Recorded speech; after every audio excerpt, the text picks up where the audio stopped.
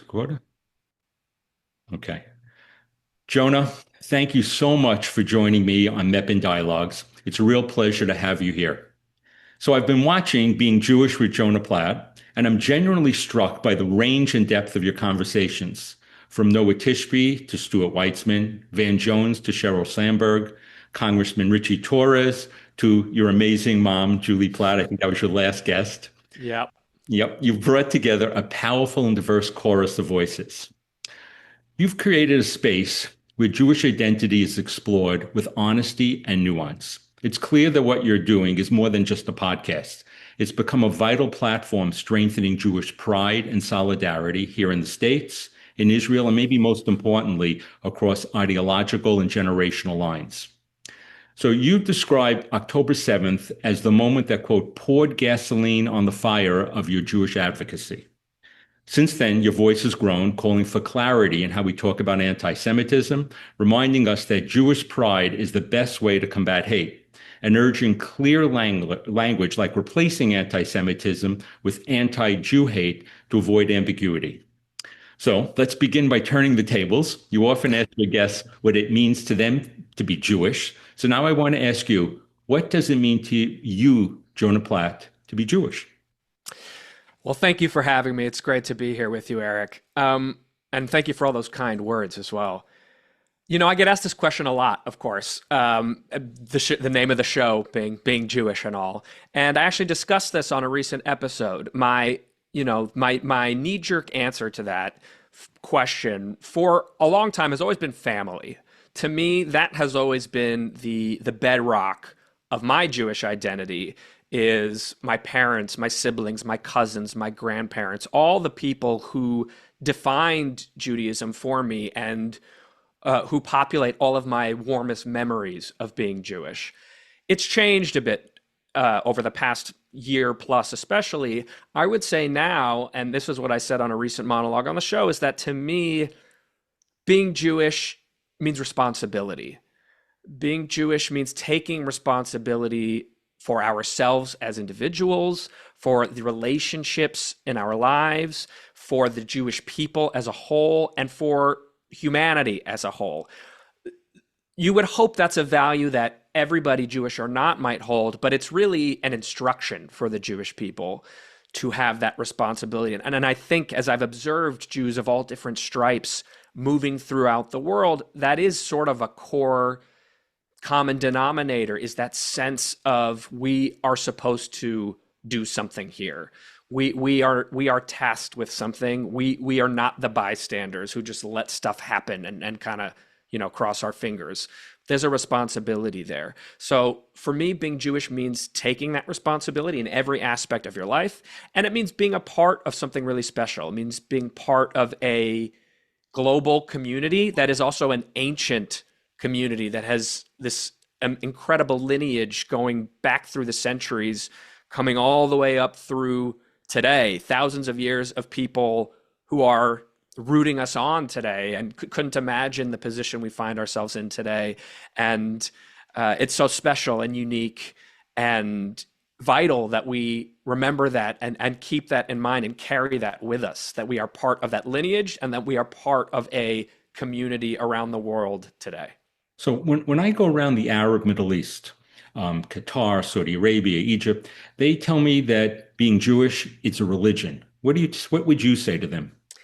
It's funny that, I think you'd probably get the same question, the same answer in America. I don't think you need to go to the Middle East to find that misunderstanding of who Jews are. I think that's actually the core misunderstanding of who and what Jews are all around the world, not just in the Middle East. And it's more of an issue, I would say, almost in the Western world, because people have this misunderstanding that Judaism is just a religion. It's a group of people who have a shared theological belief in common.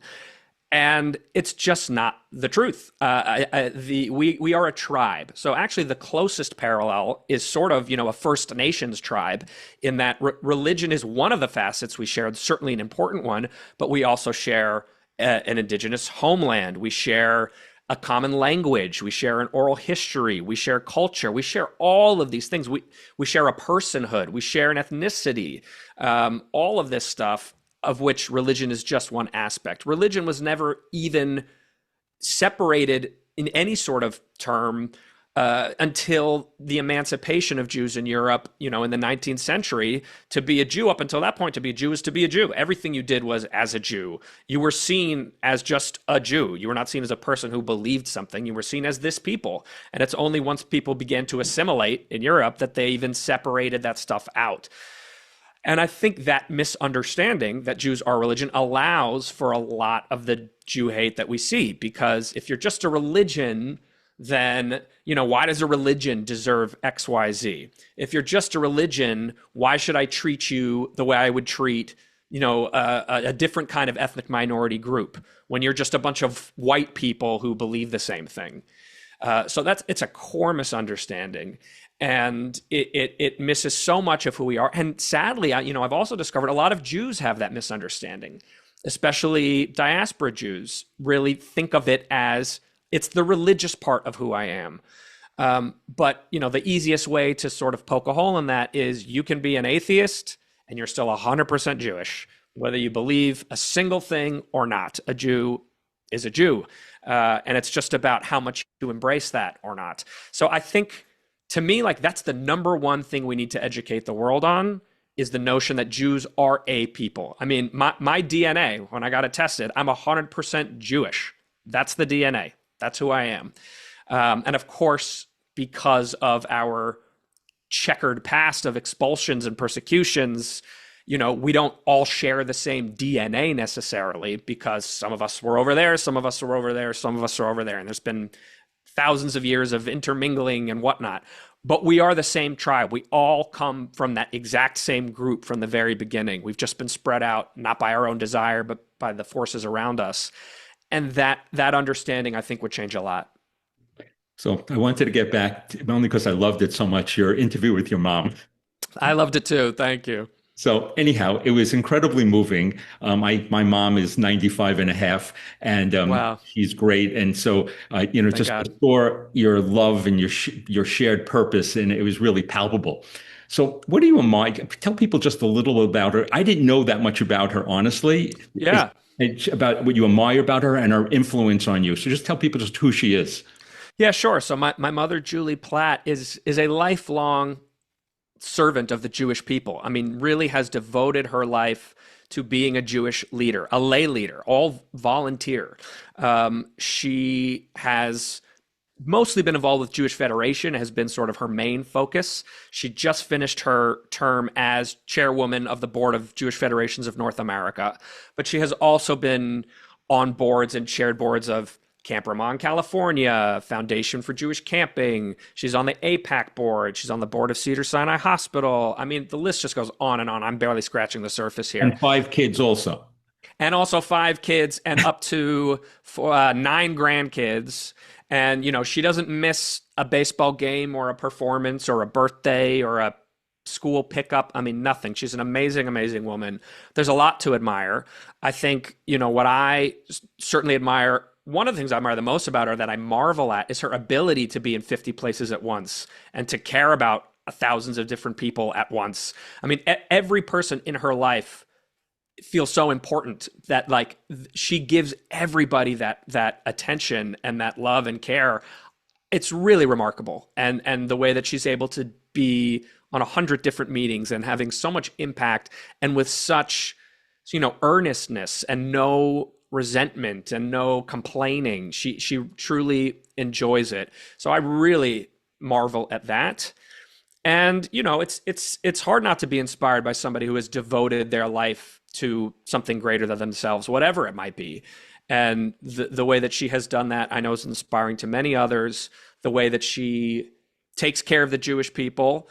I mean, if we don't do it, nobody's going to do it. And so she's really answered that call.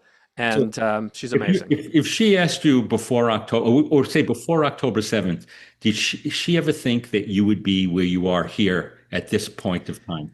I asked her that on the show, and she said yes, in the sense that I've always been a leader. I mean, that's sort of the first quality anyone really ever articulated to me about myself when I was in kindergarten, and I wrote a song and choreographed a dance and had my entire class do it, and we performed it for the teachers, and it went in the yearbook. I mean, I have been sort of putting myself out there and taking charge in that way for a long time. And so it makes sense that I would be out in front in a moment that mattered. I mean, this just popped into my head. When I was in middle school, we took a middle school trip, and part of what we did was we learned sort of like emergency search and rescue. We did sort of like a workshop, and there are different roles to play within the team. And I sort of took the leader role of my little unit. And then they sort of made an all-star team of people from all the teams, and I was the leader of the all-star team of the search and rescue. So I've just sort of always had the personality of like, when something needs to get done, I'm willing to do it confidently, not as like an ego thing, but really for the benefit of others. Like, somebody's got to do it, I'll do it. Sure, I'll raise my hand. So in that regard, she's not surprised. I'm not surprised. It's funny. I just interviewed for my own show, literally before coming on, my rabbi from college that I've had an amazing relationship with, and he said, I always thought you were going to be a rabbi. I always hoped you were going to be a rabbi. And it's funny to hear that. And I think it's because, like, it's certainly not because of my level of observance or my deep knowledge of Torah. I think what he saw is just sort of my depth as a Jew, and my connection to our people, and my love for being Jewish, and my ability to lead. And so when you put those things together, I think what I'm doing now makes sense. But if you sort of looked at me at a distance 2 years ago, you'd be like, oh, that guy's an actor, that guy's a writer. So I think certainly there's an element of surprise, and then an element of, oh, that makes sense. Now, being a mensch is the first thing before you get to the ritual. So, and you are one. Oh, thank you. No, really. So, personally, get a little bit back. Have you experienced Jewish hatred, whether growing up, in your professional career, your creative career, or more recently after October 7th? Yeah, so I'll answer it. There's different answers for each. So growing up, absolutely not. Never saw it. Never felt it. I grew up in sort of the golden age of American Jewry, where there just was not a ton of open, widespread anti-Semitism. Of course, it still existed, but really, the 80s, 90s, it was a great time in this country. And obviously, growing up in Los Angeles, I'm in the second biggest Jewish population in the U.S. Jewish day school, Jewish camp. Really never saw it or felt it. And I will say, and I hope this will put some people at ease, I don't see or feel it on the streets of LA today now either. There might be a free Gaza graffiti on a freeway overpass somewhere, but like, that's been, for me at least, and it's not everybody's experience, it's not all the same, but for me, that's been the experience. When I walk into a coffee shop with my Magen David on, I'm not afraid. I don't feel unsafe. I don't feel an air of hostility where I go. I get a ton of it online, certainly way more so since October 7th, which, obviously coincides with me being a more public Jewish voice than I was before, even though I was advocating to a degree before, but it's also become a lot more normalized since October 7th. I mean, just the cat's really out of the bag. So I get a ton of anti-Jew hate in my comments, on my DMs. Some of it is on the nose, Nazi stuff. And then a lot of it is more of the almost ignorant leftist stripe of anti-Jew hate, which is the, why do you support starvation? Why do you support killing babies? Stuff like that. These disingenuous framings where, like, of course I don't support those things. That's not the conversation we should be having. So I get that a lot. I've only really experienced it in person once, when I went to a Hanukkah event. It must have been 23. So very shortly after October 7th, at the Israeli consulate in DC. And there were anti-Israel protesters outside, and I was really sort of harassed by people screaming in my face, megaphone in my face, comparing me to the KKK. One guy, trying to follow me down the street with his phone out. It doesn't feel good. It doesn't feel good, but they're clowns. So I've felt it in that way, and I wouldn't wish that feeling on anybody. But as far as the internet hate goes, I posted this on my social media the other day. I got an email from somebody through my website. It was like Hitler@yahoo.com, and was like, I can't remember the language. It was like burn in hell, you K word or whatever. And I posted that on my stories on Instagram, like, good morning, another day at the office. And for me, I'm able to it does not affect me anymore. To me, and I'm not hiding anything. Like, I'm not in denial. These people are dumb and ignorant and hateful, and that doesn't bother me. That these people have such extreme issues. But when I put that up there, my followers are shocked, and it hurts them, and it doesn't feel good to them. So I've pushed past that part where it doesn't really faze me anymore. But I know for people who have not felt that it feels sharp and hurtful. So, more broadly, how worried are you about the state of anti-Semitism in America? So, like a place like New York City, I'm a native of New York. The next mayor, many people think that being generous is hostile, if not outright anti-Semitic. Yeah. And I guess the other part is the mainstreaming of anti-Zionism, that it's become socially acceptable form of Jewish hatred, that you can't attack the individual Jew, but attacking the Jew of states. How do you feel about that, and where we are right now in anti-Semitism? Right. So you hit the nail on the head. So I had a follower, I think this was yesterday, message me. He goes, explain to me what's so bad with Mamdani. He can't affect Israel policy. He's just the mayor of New York. Is it really that big of a deal? And the point that I made to him was exactly what you just said, which is it's less so is he going to pass some policy that's terrible for Jews in New York? And more so, is he going to allow and support an atmosphere of hostility towards Jews? Is he going to allow the normalization of anti-Israel action and rhetoric, masking just pure anti-Jew hate, which is what we're seeing? Is he going to allow that to just continue to grow with no pushback? And I certainly worry that the answer is yes. I don't know.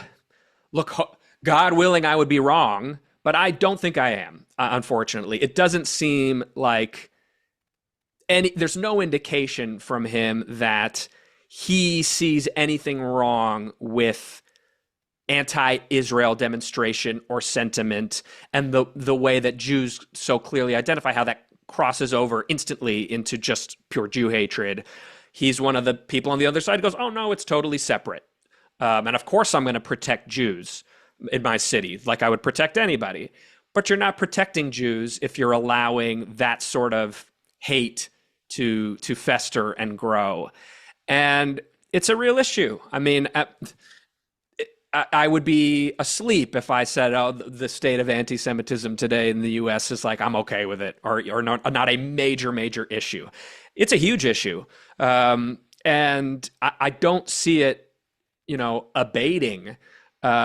To me, and I think you said this at the beginning, of my introduction, your kind introduction, the way that I try to combat that is through fostering Jewish pride and normalizing Jews taking up space publicly, in the public sphere, in the world, as proud Jews. To me, that's the best antidote.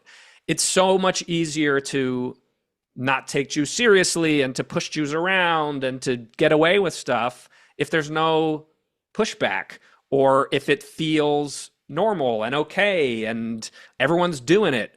But if there's a bunch of, however many million of us, 7 million, 6 million Jews in the US all saying that's not cool, we're here, we're not going anywhere, you can't do this, I think that would make the biggest impact, other than trying to be like, oh, how am I going to teach this super anti-Semitic person how to not be anti-Semitic anymore? So I saw the latest poll from Quinnipiac in June 2025 that said only 37% of Americans adult Americans, sympathize with Israel. Almost as much, 31% sympathize with Palestinians, and 31% are unsure. Wow. And then one party versus the other is not a good situation. What do you make of that?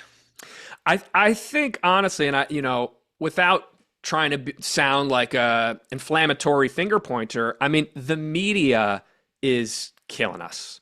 The way the conflict is covered, it's really impossible almost to push back against. We're seeing that very clearly right now with the issue of aid distribution and starvation in Gaza. The story being told is so unified outside of the couple of sources telling it from a more comprehensive point of view.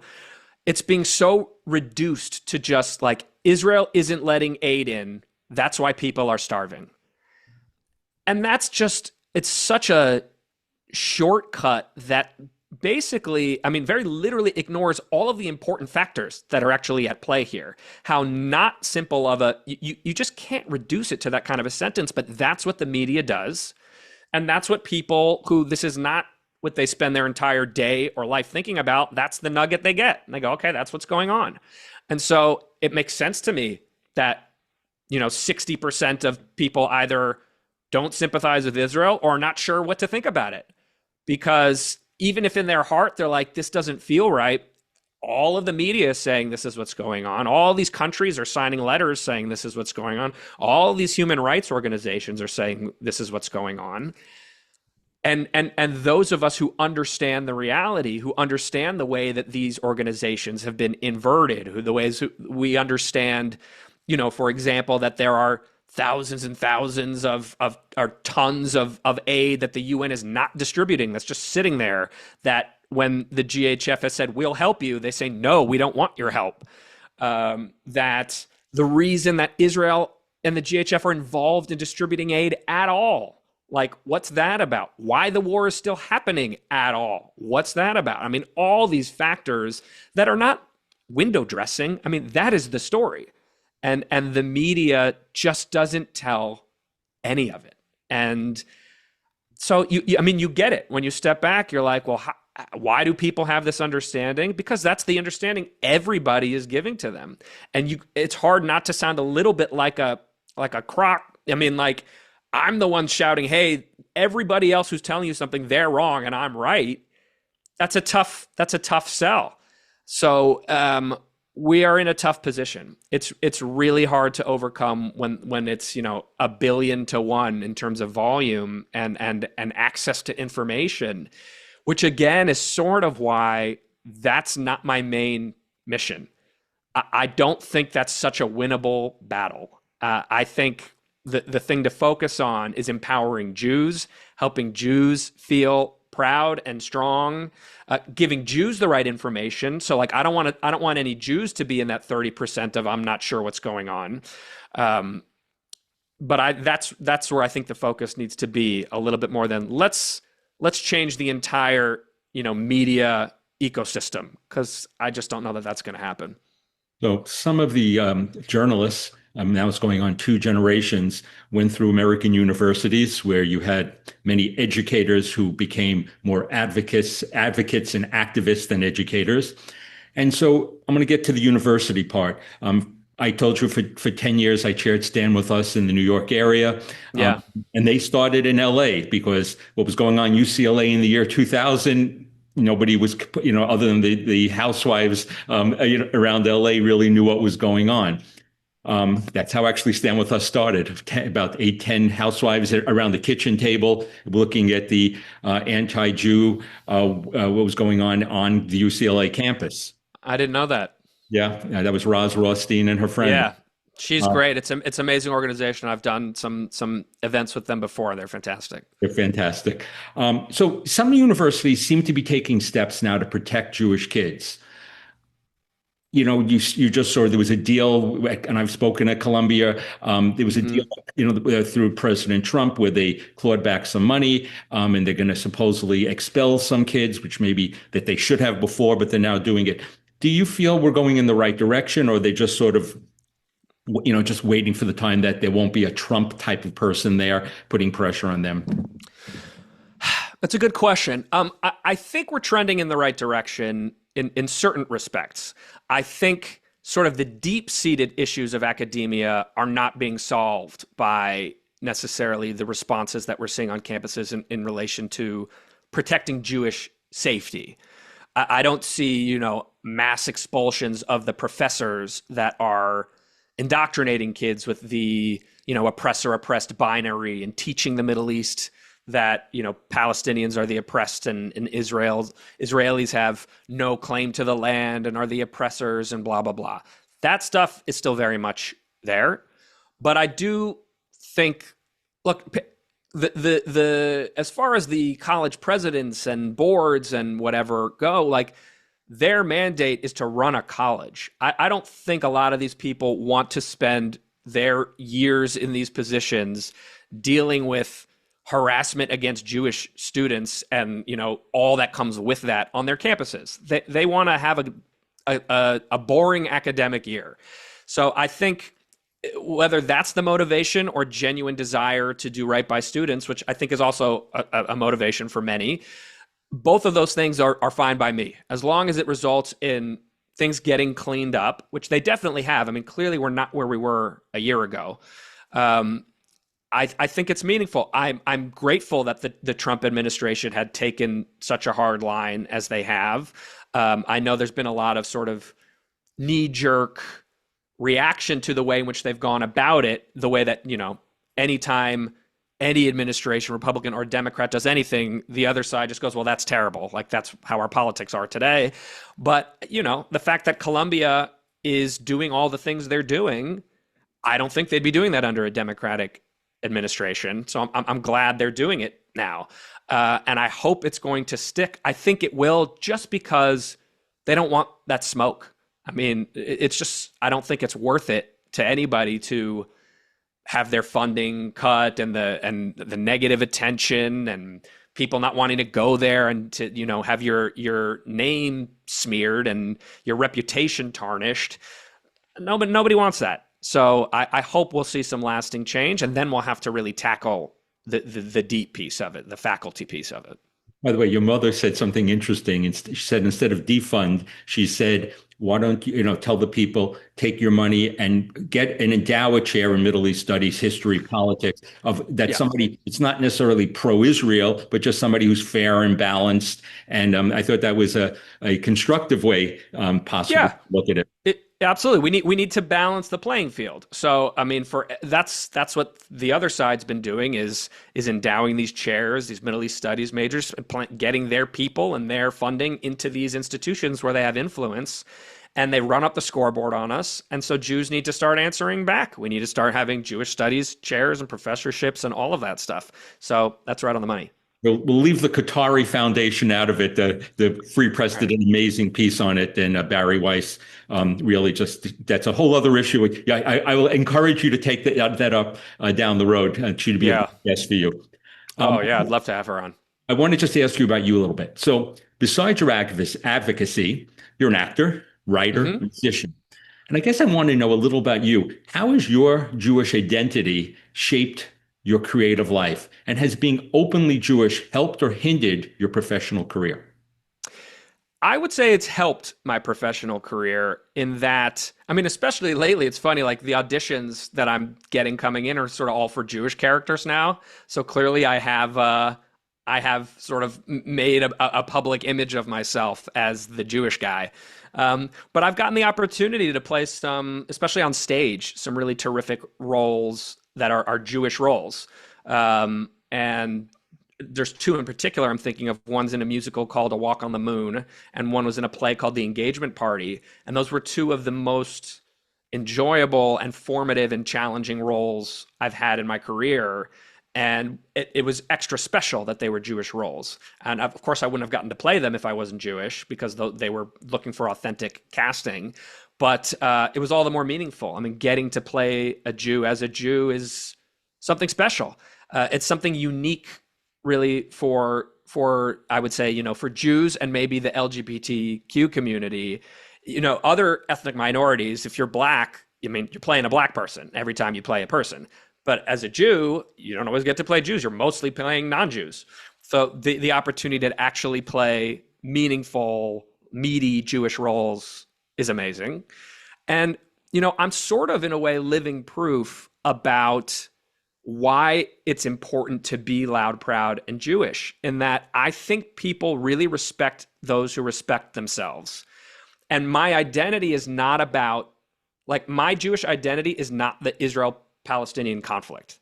That's not what I have built my Jewish identity around. My Jewish identity is about being Jewish. And that's kind of bulletproof. And, there are actual bigots in this world who may hate me just for being Jewish, but that's not most people. That, I think, is still pretty extreme to say, I hate you because you're a Jew. And when you represent yourself as being someone who loves being a Jew because of the things that being a Jew means, not just because of this conflict that's in the news right now, that makes it kind of bulletproof. And most people respect that. And so, I hope that would be an encouragement to others to take pride and be open about their Jewishness, and to be unafraid to be proud of that Jewishness, because you have everything sort of to stand on. And if anyone has a problem with that, that is a big problem with that person. That's not a problem with you. So can you be fully Jewish and against the state of Israel's right to exist, the indigeneity? I mean, you have groups like Jewish Voice for Peace, which was a fringe group, which is now getting coverage because they fulfill a narrative of certain media outlets, mainstream media outlets. So can you be fully Jewish and somebody who says that Israel does not have a right to exist? So, of course you can, as there are many Jews who are. I mean, there are religious Jews. There are modern Orthodox Jews. There's it's a fringe small group, but there are. Hasidim or no, I'm not talking about the Naturi Karta. I'm talking about, young modern Orthodox Jews who come into my DMs and are like, hey, we exist too. And we feel like, because of our deep Torah learning and halacha, that, like, we need to take this kind of a stand. So obviously they exist. And so I can't be the one to say you're not fully Jewish. If you say, I feel Jewish, I'm doing this because of my Jewish values, whatever, that's legitimate. Do I think those people are misunderstanding part of the essence of what it really means to be Jewish? Yes. Do I think they are conflating, are they being influenced by people who would do the Jewish people harm and sort of being, let's call it, brainwashed or indoctrinated by that? Yes. Do I think it's fair for the mainstream Jewish community to feel a sense of betrayal from these people? Yes, I do think it's fair. Think of it if it was just a family. It's like, if we're brothers or cousins or parents and child, and, that's like The Godfather. Fredo is still his brother, and he loves, Michael loves Fredo, and technically, are they brothers? Yes. But does Fredo... He ends up killing him, but he's still his brother, right? So if the question is, are you still a Jew? Is he still a Corleone? Yes, that's his brother. Okay. But he goes against the family, and Michael feels incredibly betrayed by that, and then, ends up killing him, which I'm not advocating for. But what I'm saying is, in terms of answering that question in a literal sense, yes, of course, they are still Jewish, and they are allowed to feel as Jewish as they want to feel. But is the mainstream Jewish community going to feel betrayed? And is the mainstream Jewish community going to look on those people as being, outside of the family? Yes. And I think that's only fair. So we're getting towards the home stretch. I want to ask you a few more questions. Sure. So you've built bridges with allies across a whole political spectrum. So I wanted to know what you've learned from those conversations on the podcast, especially with your non-Jewish guests who do stand overwhelmingly, these people, with the Jewish community, and maybe what surprised you. Well, I've chosen my non-Jewish guests specifically, for people who have been standing as allies with the Jewish community. So I wouldn't say I'm surprised by them. I guess I would say, if anything surprises me about them, it's just the level of their love for the Jewish people. I mean, we do have allies who really get it. people who are informed, people who have actual interaction with and connection to the Jewish community. And I think that's sort of the key, right? Like to really be able to understand or weigh in on the Jewish people, you have to be in community or in relationship with them. And some of these allies, like the ones that I've had on, are much more engaged within the Jewish community than many anti-Israel Jews are, for whom the Jewish community is the community of their parents, or the community where they grew up, or the community that doesn't get it, or whatever it is. The majority of the anti-Israel Jews are not, in other Jewish programming and, working in Jewish organizations, and, all their friends are observant Jews, whatever. Much more so those allies are. They're talking to Jews every day. They're working on things with Jews, so they get it.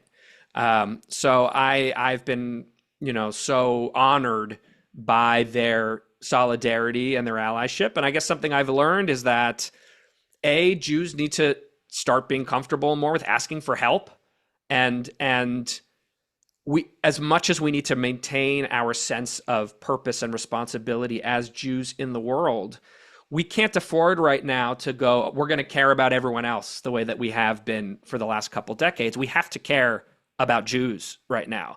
So, and as my mom will say, I like to use her little thing, you need to be, when in terms of philanthropy, you need to be an and giver. Give to the places that have always been, important to you. Give to the cancer research, give to the school, whatever. And you have to give to Jewish causes. You have to be there supporting the Jewish people right now. If not you, then who? And if not now, when? So it's critical. So I had to give an introduction speech to the movie October 8th, or October Hate. And I saw that Deborah Messing, I don't know if you saw the movie, but she basically said, she was so disappointed in the lack of allies in Hollywood. What are your thoughts on that? Hollywood has been terrible. I mean, let's be honest. Especially terrible with those who are public facing.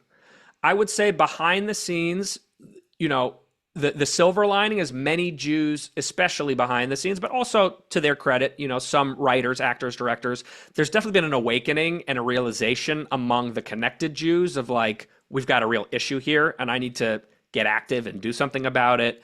And those Jews are now more in community now than they ever have been before. But we've seen Hollywood's true colors when it comes to the Jewish people. We've seen it's been exposed. And it is, of all the industries, it is the most left, the most quote unquote progressive. So whatever, warts and all, the qualities are of the far left and the quote unquote most progressive among us, you're going to see that writ large in Hollywood. So unfortunately, what we see in Hollywood is people who are all too ready to demonize Israel, who are performative, who are looking for, a lot of people are sort of making careers off of being anti-Israel and anti-Jewish and using the fire that this topic has right now to raise themselves up.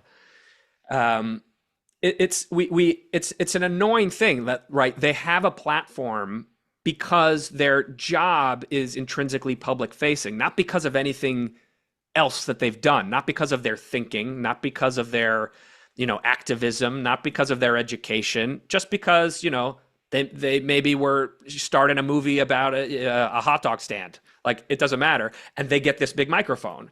And so when you look at it from that point of view, it shouldn't be surprising that a lot of these people have no clue what they're talking about. That's not their job. That's not what they were ever hired to do. That's not why they're famous.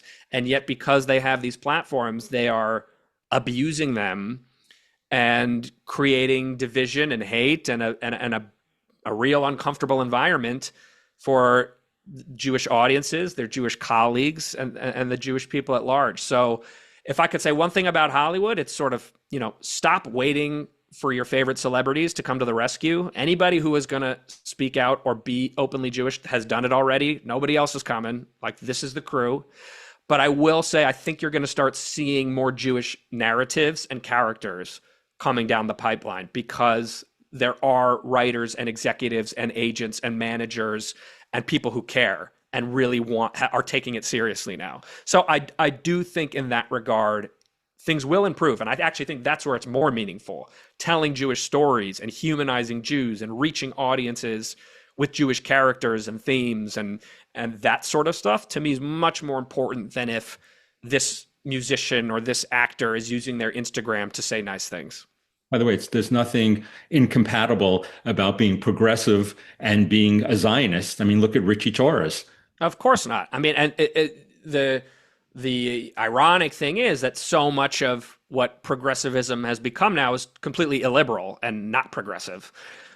So you know, it's sort of been bifurcated into sort of actual progressives who actually honor the values they purport to care about, and those who have pushed it into the extreme where they've become an inversion of themselves. So, looking ahead, season 2 of Being Jewish with Jonah Platt is coming September 30th. That's right. Should sign up and watch.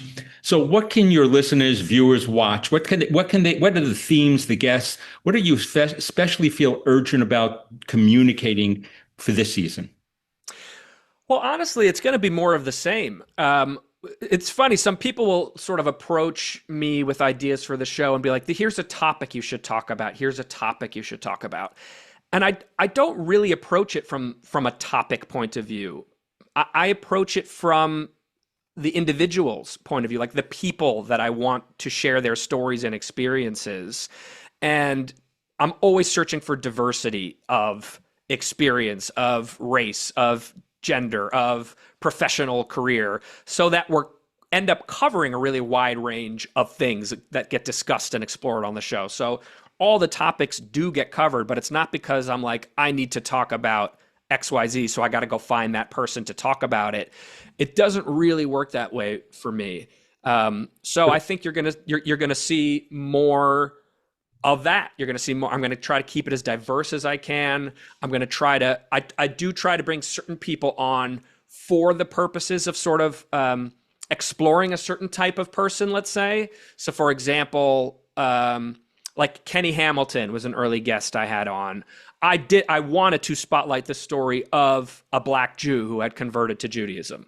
And again, that's about the person. That's not really a topic, but that was a kind of person I wanted to make sure that the Jewish community was being exposed to. So I will have certain guests like that. I'm determined to have some Asian American Jews on the show this year who I wasn't able to bring on in season 1. So like that's an example of that's on my mind. Of I want to be able to check that box of exposing people to those kinds of people. And then, you know, the rest we'll see who says yes and who doesn't. Yeah, the narratives are really, it's funny. I gave a talk at Columbia pre-October 7th. And at the end, my French friend said to me, he was watching it, he says, you gave all the facts. You were wonderful. He says, but you lost the debate. And I said, why? What are you talking about? He says, because you had every statistic. The person who I was debating against says, I can't argue with one fact Dr. Mandel says, but let me tell you about how Israelis mutilate and kill Palestinian children. And he came. And so telling the narratives, telling our stories is what moves people, that we're real people and we are of five-dimensional depth of who we are and what we do. So, and I think you do that brilliantly. Thank you. So, by the way, what it made me think of was this sort of going to be like the Adam Sandler Hanukkah song. It's really more of the same. Different Jewish people going to come on this time. That's right. Except, and this is key, like these are people who have an engagement with their Jewish identity and the Jewish community, as opposed to the Hanukkah song. And I think a lot of the way, especially like the more secular diaspora community looks at Jews. I've talked about this before. Like we'll watch TV and people be like, "Ooh, that person's Jewish." Like Timothy Chalamet, he's the perfect example. Timothy Chalamet is Jewish. Timothy Chalamet is Jewish, yes, like in name and in birth, but he has absolutely no connection or interaction with the community. And I feel like we as a Jewish community need to stop sort of lifting those people up, or we need to lose that desperation to sort of claim people who aren't really claiming us back. And there are enough amazing Jews who are claiming their Jewishness and are connected to the community, and those are the voices that I really want to lift up. Right, thank you. When my parents growing up, and when you would hear a Jewish name, and if it was somebody who did something bad, you say, "Oh my God, I hope he really wasn't Jewish." We claim people, but we also don't want to claim certain people. Yeah, yeah. So, last thing, give us some hope going forward. Where do you see, what's your optimism, your inspiration? Where are we going? What do you tell? I want everybody, because my mother tells me she doesn't read my articles because I depress. So I want you to tell your mother your optimism. Yeah, I mean, for me, I'm seeing more and more people embrace their Jewish identity, find new ways to deepen their Jewish identity. It's inspiring to me. I mean, I spoke about this in my finale episode, the one with my mom. I opened by sharing a lot of email responses I'd gotten from people throughout the season of ways that they really were changing the way they move through the world because of the podcast and because of the moment, really. And I see that all over the place. And that gives me a lot of encouragement. I think that's only going to continue. I see a lot of awakened Jews, not just sort of among the population, but in positions of leadership in the organizations, really motivated people who are taking this moment for the serious moment that it is and are working to do things differently and to create new things and to ensure a brighter future. So I know we've got our best people on it. We could always use more. And I'll continue to encourage people to raise their hands and step up in whatever way they can, wherever they are. But I see a lot of it happening, and I see the solidarity amongst the community in a way that's really beautiful to me, and I think it's only going to continue to grow. So I'm always optimistic. Thank you, thank you, thank you. I want to tell my viewers and read and my readers and viewers to sign up for Being Jewish with Jonah Platt. How can they sign up? Sure. So we're actually doing a summer series right now. So there's new episodes coming out still every week. This one's called 30-minute Mensches. So they're shorter episodes, but the same vibe, same tribe. And you can find us on any podcast platform you like to use. That's Apple, that's Spotify, it could be Amazon. And you just click follow or subscribe, and the episodes will show up for you. Or if you like to watch, you can watch on our YouTube, which is youtube.com/at Being Jewish Podcast. And we're releasing tons of video on there all the time. We're also on social media. So if you're on Instagram, that's sort of our main platform. You can follow the podcast at Being Jewish Podcast or me at Jonah Platt. And last, you can also find us on Izzy, which is a streaming service, and on Jewish Broadcast Service on TV. So you got a lot of options. Well, good. Thank you again so much. And I wanted to thank you and please keep doing what you're doing, because a lot of people run out of energy. Don't. We're in a marathon. Yeah, And absolutely. we have right on our side, and being Jewish adds so much to the world, and you are the living example of that. So thank you again. Thank you so much, Eric. That's so kind and generous. Thank you. And thank you for having me. And tell your mother I said hi. You got it. Okay.